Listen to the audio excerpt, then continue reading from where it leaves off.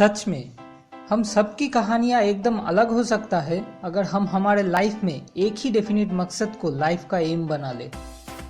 हम सब ये जानते हैं कि अगर हम लोगों में से कोई भी एक बार सोच ले कि उनके लाइफ में सिर्फ एक ही मकसद है, जैसे कि समझ लो वो एक एक्स्ट्राऑर्डिनरी पेंटर बनना चाहते हैं और इसके लिए वो अपने पूरे ज़िंदगी को भी सैक्रिफाइस करने के लिए तैयार हो जाए, तो फिर उनको एक एक्स्ट्राऑर्डिनरी पेंटर बनने से कोई नहीं रोक सकता है।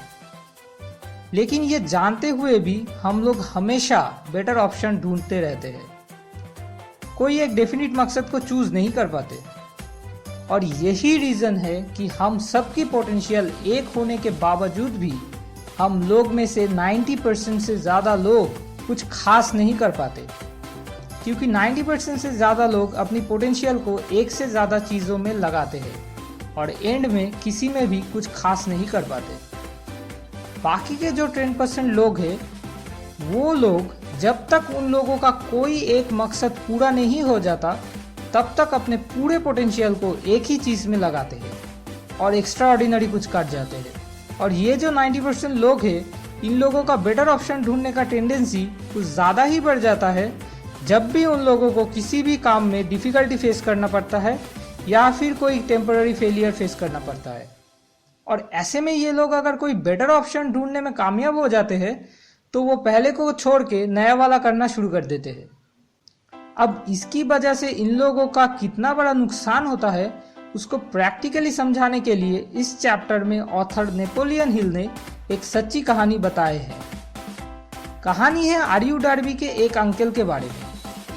वो गोल्ड रश के टाइम पे सोना पाने की लालच में एकदम पागल जैसे हो गए थे। फिर सोने का खजाना ढूंढने के लिए वैसे एक जगह पर जाकर मिट्टी खोदना शुरू कर देते हैं। ऐसे एक हफ्ता लगातार काम करने के बाद ठीक जब वो सोने के खजाने से सिर्फ 3 फीट की दूरी पर थे, उन्होंने खोदना बंद करने का डिसीजन ले लिया और मिट्टी खोदने के लिए उन्होंने जो सब मशीन खरीदे थे वो सब एक भंगार वाले के पास में बेच के घर वापस चले आए।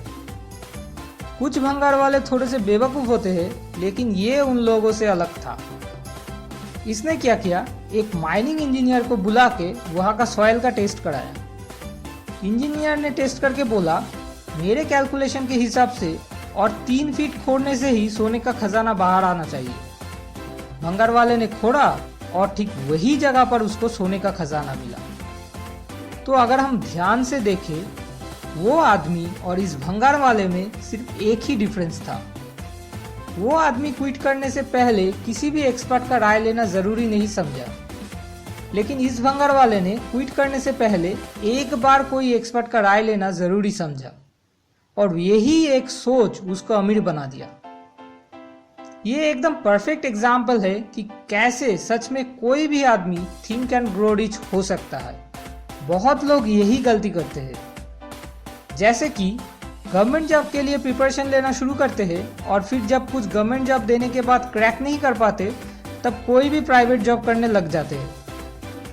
कौन बोल सकता है, हो सकता है कि नेक्स्ट और एक गवर्नमेंट जॉब एग्जाम अगर वो दे देते तो उसमें ही वो क्रैक कर जाते, या फिर ऐसा नहीं भी हो सकता था। लेकिन क्विट करने से पहले उनको एक बार कोई एक एक्सपर्ट का राय लेना ज़रूरी था, ना कि ऐसे एक फ्रेंड से राय लेना जो खुद गवर्नमेंट जॉब पाने के लिए स्ट्रगल कर रहा है। तो इस चैप्टर से हम सबको जो जो आइडियाज़ मिले वो है, 1. एट ए टाइम हमेशा ज़िंदगी में एक ही डेफिनेट पर्पस रखना चाहिए। 2. कभी भी क्विट करने से पहले कम से कम एक बार एक्सपर्ट से राय लेना चाहिए। इस वीडियो को देखने के लिए बहुत शुक्रिया। जल्द ही फिर मिलेंगे नेक्स्ट चैप्टर डिज़ायर को लेके। कनेक्टेड रहने के लिए सब्सक्राइब बटन पर क्लिक करना ना भूलें।